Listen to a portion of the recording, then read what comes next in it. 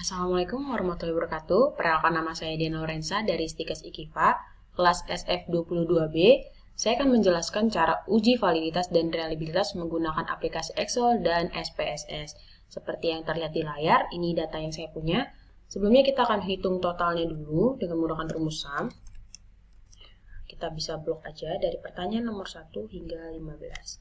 Untuk respondennya kita ada 125 responden dan 15 pertanyaan ataupun pernyataan.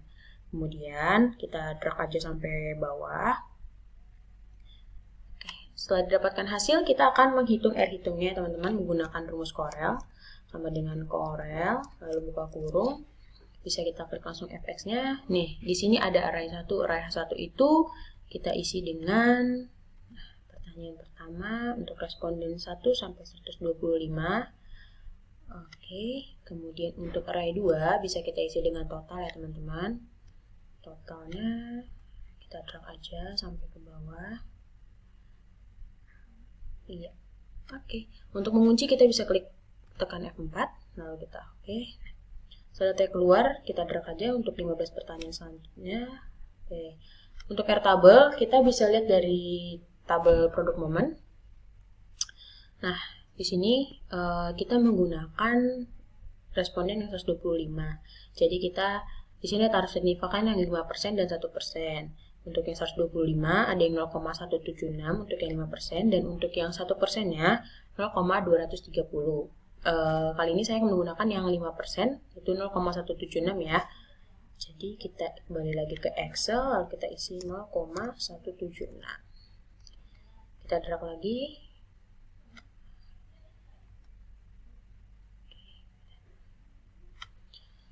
Selanjutnya kita akan menguji valid atau tidaknya pertanyaan kita dengan menggunakan rumus if. If kita buka, lalu kita bisa mengklik ini. Local testnya adalah jika R hitung kita klik lebih besar dari R tabel. Kita klik R tabelnya, kemudian jika benar akan muncul data I, jika salah akan muncul data T. Kita oke. Untuk pertanyaan 1 dinyatakan valid, lalu untuk pertanyaan selanjutnya dinyatakan valid semua ya teman-teman. Selanjutnya kita akan menghitung uji validitas di SPSS. Caranya adalah kita blok dulu ya data yang kita punya. Untuk totalnya juga kita copy. Oke, kita copy. Lalu kita ke aplikasi SPSS. Ini ke data view ya teman-teman, data view. Lalu kita ke var, terus kita paste.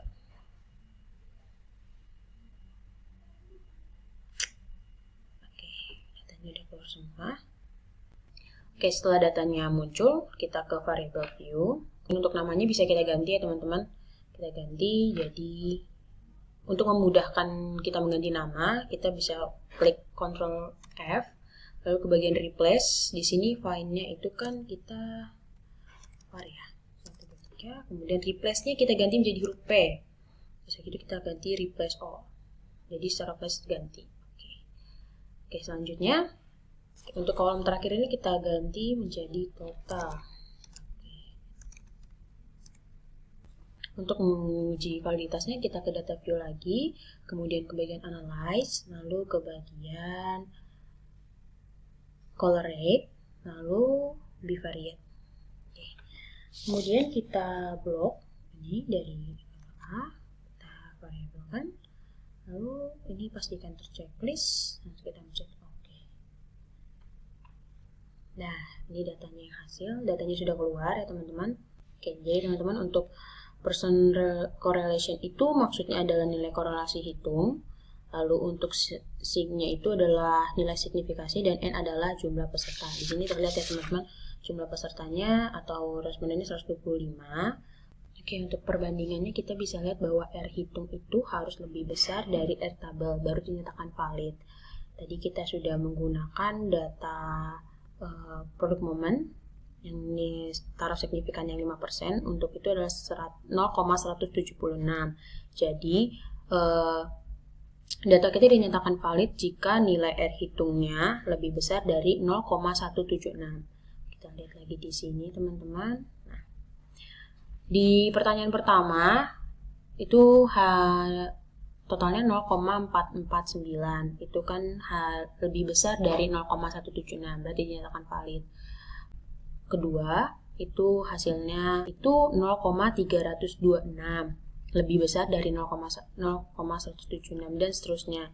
Jadi data yang kita dapatkan ini dinyatakan valid semua ya teman-teman. Bisa dilihat dari lebih mudahnya ada tanda bintang di atas hasil uji validitasnya. Cuma itu bukan jadikan patokan karena tetap aja kita menghitung sesuai dengan data yang ada.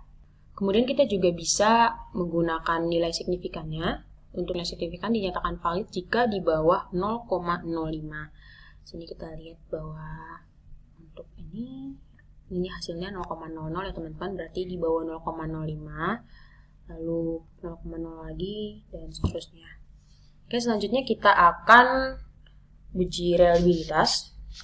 Oke, selanjutnya kita menghitung reliabilitasnya. Caranya kita ke bagian analyze, lalu kita ke bagian scale, kemudian reliability analyze. Untuk ini kita copy semua kecuali totalnya ya teman-teman.